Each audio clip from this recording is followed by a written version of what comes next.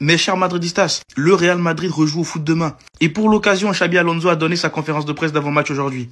On va regarder ça ensemble comme d'habitude.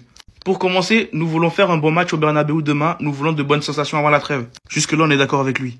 Le cas Ceballos. Ceballos, je lui ai parlé la semaine dernière. Finalement, il reste ici. C'est lui qui vous donnera les détails, pas moi. Bon, on a vite compris, Ceballos, il restera au club, c'est bon. Xabi Alonso sur Federico Valverde. Très bien, il est essentiel, il est leader. La première prise de contact lors de la Coupe du Monde des clubs a été bonne et ça continue. Il peut s'adapter à n'importe quel style de jeu et c'est une chance. En fait, ce qu'il veut nous faire comprendre par là, c'est qu'il va continuer à aligner Tchouaméni et Valverde. On a compris. En espérant que ça marche un jour, parce que moi je n'ai pas la vision, mais on espère que ça marche un jour. Espérant qu'il ait le remède ou le truc, je sais pas, je lui fais confiance, on verra bien. Vinicius, je suis très content de lui, je veux qu'il fasse une grande saison. Ce sera un joueur fondamental de mon équipe. C'est cool en vrai. Je pense aussi d'un côté qu'il a compris qu'un joueur comme Vinicius, il fonctionne à la confiance. Et en vrai, quand tu lui donnes la confiance nécessaire, il te le rend sur le terrain. Donc on espère voir un Vinicius en forme, couplé avec Kylian Mbappé en forme aussi. Et franchement les gars, en pétard. Xabi Alonso suit Camavinga. Je suis impatient de l'avoir car je l'ai eu à mes côtés, mais pas de manière continue. Il correspond à ce que nous voulons faire et aura sa place. Il crée une grande cohésion entre les différents joueurs. C'est bien aussi de voir qu'il essaie de mettre en confiance Camavinga. Camavinga qui va peut-être bientôt être de retour de blessure. Et ça c'est cool. C'est pour dire par là, il y a de la place pour tout le monde. Ça va tourner, tout le monde va jouer. Dina Hussein nous donne de nombreuses qualités importantes. C'est une très bonne signature, très stratégique. Ça, on ne cessera jamais de le répéter. Dina Hussein, c'est la meilleure recrue de cet été. Il y a rien à dire, il n'y a pas de débat. Le meilleur poste de Rodrigo, il était bon sur l'aile gauche l'autre jour, mais il peut aussi jouer 9 et il a déjà joué 10. Il jouait à l'aile droite la saison dernière, il joue partout. Bon, je pense qu'il a voulu éviter de nous faire comprendre qu'il veut mettre obligatoirement Vinicius en concurrence avec Rodrigo. Parce que je m'en doute, ça va faire parler. Surtout si ça sort de sa bouche à lui-même. Mais bref, on a compris. Thiago Pittarque. Je ne le connaissais pas, mais je l'apprécie depuis le premier jour. Il va nous aider maintenant qu'il n'y a plus Bellingham et Camavinga. Il sera de nouveau dans l'équipe première. Ça montre également que Xabi Alonso, il apprécie particulièrement Thiago Pittarque. Si vraiment il parle de lui comme ça et spécialement de lui à la Castilla, voilà, c'est que vraiment le petit, il a quelque chose en plus. Maintenant, plus qu'à espérer le voir un jour sur le terrain et puis voilà. Et pour finir les Madridistas, Xabi Alonso sur le fait que le mercato du Real Madrid soit officiellement terminé. C'est probable, mais je ne veux pas me brûler les doigts. Restons vigilants.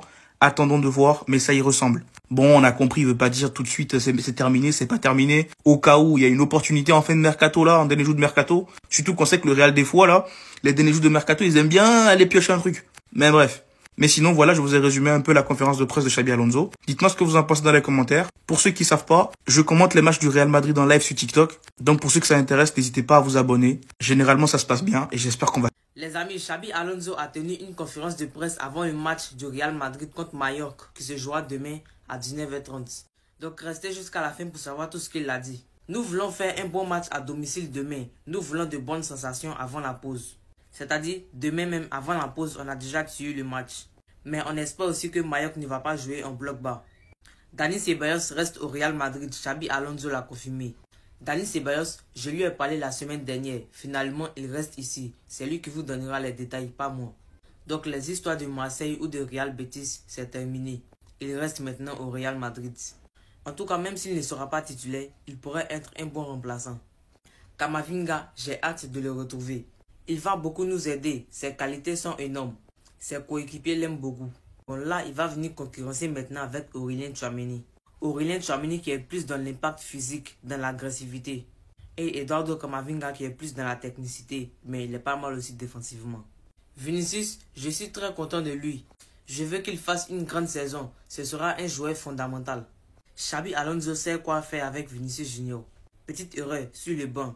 Dès qu'il rentre, il rectifie ça. C'est ça qu'on appelle une nouvelle ère. L'équipe nationale espagnole, j'espère que nous pourrons avoir plus de joueurs dans la liste à l'avenir. Ça serait une bonne chose. Je suis content que Dani Ceballos soit de retour avec l'Espagne. Donc pour ceux qui ne savent pas, Dani Carvajal et Dean Huijsen ont été appelés avec l'Espagne. Quand il dit j'espère que nous pourrons avoir plus de joueurs dans la liste à l'avenir, là il veut parler maintenant de la pratique des jeunes. Comme là avec Thiago Pittarque. Thiago Pittarque, je ne le connaissais pas, mais je l'apprécie depuis le premier jour. Il nous aide maintenant qu'il n'y a plus Jude Bellingham et Eduardo Camavinga. Il sera de nouveau dans l'équipe. Mais Xabi Alonso, nous, on veut le voir quelques minutes jouer quand même. Ça va faire la 3e fois consécutive que tu l'appelles en Liga, mais il ne joue pas. Il sert quand même un milieu de terrain avec Federico Valverde, Thiago Pittarque et Arda Güler. Et ça pourrait bien marcher. Le meilleur poste de Rodrigo. Il était bon à l'aile gauche l'autre jour, c'est-à-dire contre le Real Oviedo. Mais il peut aussi être numéro 9 et il a aussi joué numéro 10. Il jouait sur l'aile droite la saison dernière. Auparavant, souvent Carlo Ancelotti le faisait jouer en numéro 9. Et le plus souvent au Brésil, il joue numéro 10. Donc on voit clairement que c'est un joueur polyvalent. Dean Huijsen nous donne de nombreuses qualités importantes. C'est une très grande signature, très stratégique. Dean Huijsen contre les équipes qui pressent beaucoup, c'est lui qui va ressortir la balle très facilement et pour nous créer des occasions. On a vraiment fait un gros coup. Le tirage au sort de la Ligue des Champions, on a des adversaires exigeants, mais c'est une motivation pour nous. Et il a raison. Avoir Liverpool, Manchester City, Monaco, ça nous oblige à travailler. Et c'est motivant en même temps. Bon les amis, c'est tout pour cette vidéo. Donnez vos avis dans les commentaires et surtout pour ne rien louper, abonnez-vous. Fabrizio Romano confirme concernant le futur de Rodrigo. Donc Rodrigo restera bien au Real Madrid pour une saison supplémentaire. Donc à noter que Rodrigo n'a jamais été proche de rejoindre Liverpool, Arsenal ou même Manchester City. Il est heureux au Real Madrid et veut se battre pour retrouver une place de titulaire au sein de l'équipe madrilène. On va parler cette fois-ci d'une très bonne nouvelle concernant les deux Espagnols, Carvajal et Huijsen, parce que les deux figurent dans la liste de Luis de la Fuente pour les deux matchs bien sûr de l'Espagne pendant cette trêve internationale. Un petit rappel les gars concernant les 8 équipes que le Real Madrid affrontera bien sûr pour la Champions League. Donc déjà les calendriers seront dévoilés demain samedi, on connaîtra bien sûr le premier adversaire du Real Madrid. Et à noter les gars que Manchester City, c'est fou les gars, sur les 7 dernières années, 6 années, il y a eu un Real Madrid-Manchester City en Champions League. Et concernant le long déplacement du côté d'Almaty, c'est vrai qu'il va être très long ce déplacement, 12 heures de vol, 87 heures en voiture de Madrid à Almaty. Bon, je ne sais pas s'il y a des supporters du Real qui iront jusque là-bas en voiture, mais bref, le Real Madrid parcourra plus de 21 482 km, le plus long parcours pour une équipe espagnole tout simplement en Ligue des Champions. Le mercato est officiellement terminé du côté du Real Madrid. Information qui a été confirmée par Fabrizio Romano. Le mercato des arrivées est terminé au Real Madrid. Satisfaire de leurs recrues, Xabi Alonso et Florentino Pérez ferment définitivement la porte aux arrivées cet été. En même temps, pour moi, ça paraît logique, dans le sens où Florentino Pérez, il avait été clair. Il nous avait bien dit qu'il n'y aurait pas d'autres arrivées tant qu'il n'y avait pas de départ. Et Ceballos qui était sur le départ, finalement il est resté. Et c'est pareil pour Rodrigo, il y avait des rumeurs autour de lui, mais finalement il est resté. Et je profite pour vous confirmer également, le feuilleton Rodrigo est officiellement terminé. Rodrigo reste bel et bien au Real Madrid cette saison. Et c'est pareil, ça a été confirmé par Fabrizio Romano. Alors je sais qu'il y en a beaucoup qui vont être un peu déçus, dans le sens où ils auraient voulu voir encore un autre milieu de terrain venir au Real Madrid. Mais en vrai, je me dis, je comprends totalement Pérez. Il a ramené plusieurs joueurs, sachant qu'il n'y en a pas beaucoup qui sont partis. Donc je peux comprendre. Et au milieu de terrain, en vrai, déjà que tu as Tchouaméni, Valverde, Arda Güler, là tu vas voir Bellingham qui va récupérer et qui va pouvoir revenir. T'as Camavinga qui est également sur le retour. Et t'as Ceballos qui finalement est resté au club. Sans oublier Thiago Pita qui a été appelé avec l'équipe première. Et Nico Paz qui va potentiellement venir l'été prochain. Donc on va prendre notre mal en patience et voir un peu ce que ce milieu-là pourra donner avec Xabi Alonso. Une autre petite info que je vous donne rapidement. C'est officiel, Dina Hussein et Dani Carvajal ont été appelés avec l'Espagne pour les éliminatoires de la Coupe du Monde. Voici un tout petit peu le résumé des actus de ce matin. Dites-moi ce que vous en pensez, surtout pour ne rien louper les gars. Vous savez ce qu'il vous reste à faire, abonnez-vous. Les gars, j'ai une statistique sur le Real Madrid en Ligue des Champions. Vous allez être choqués. Vous la voyez déjà la 16e là, comment elle nous guette. Attention. Les gars, le Real Madrid, c'est 18 finales de Ligue des Champions. 3 finales perdues. 18 finales, 3 perdues. Je crois que c'est la statistique qui me choque le plus de toutes les stats sur le foot. Comment tu fais 18 finales, t'en perds que 3? Ça veut dire que systématiquement, quand le Real Madrid va jouer une finale, c'est déjà gagné. 18 finales, 3 perdues. Donnez-moi une stat qui est encore plus choquante, s'il vous plaît. Je suis en train de chercher là. Je cherche. Il n'y a pas. En fait, le Real Madrid, il faut les éliminer avant la finale. Parce que dès qu'ils sont en finale, c'est injouable. Ça sert à rien de la jouer. Je pense que c'est ça l'objectif, en fait. Il faut qu'ils sortent avant la finale. Sinon, c'est mort. Monaco, c'est de l'eau. Ils ont peur de Kiki.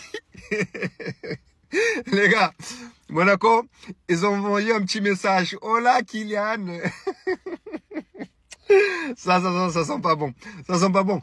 Je sens qu'ils ont peur d'affronter Kylian. Ils connaissent la bête. Ils savent très bien que ce mec-là, quand il est lancé, il va faire mal. Il va faire très mal. Et en plus, Kylian, à chaque fois qu'il joue face à Monaco, il est boosté. Il est boosté, il marque tout le temps.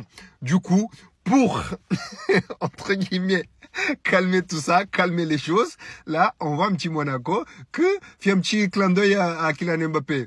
Là, le message derrière, là, c'est en mode, Kylian, s'il te plaît, quand on va venir chez vous, voilà, ne nous fais pas mal, ne nous fais pas mal.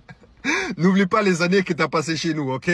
Donc voilà, s'il te plaît, Kylian Mbappé, ne nous traumatise pas à nouveau. Mais Monaco, ça va pas se passer comme ça. Hein. Kiki, là, comment il est lancé, là, comment il est boosté, là, en ce début de saison, là, vous allez prendre cher.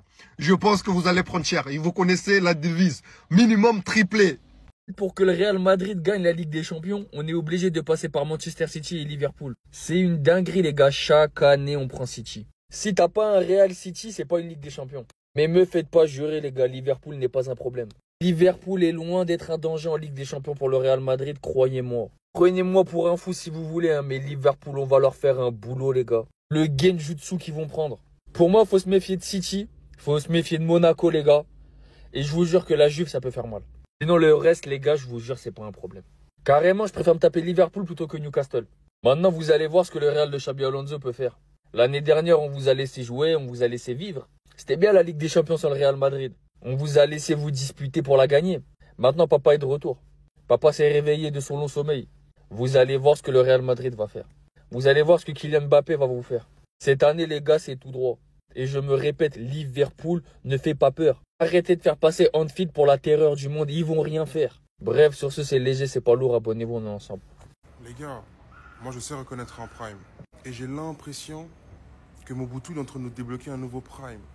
Les gars, c'est Mbappé cheveux dégradés courts, t'as capté? En mode brun, t'as capté? Moi je suis persuadé, les gars, il est en train de nous débloquer un prime. Je la sens grosse comme une patate, les gars. T'as capté en mode Mbappé sous moins 7 kilos là. Et depuis qu'il est revenu malade de sa maladie là, et il s'est asséché. Je te jure, il est trop boosté, mon gars. Ça veut dire, moi je pense que vraiment là, on est sur un prime.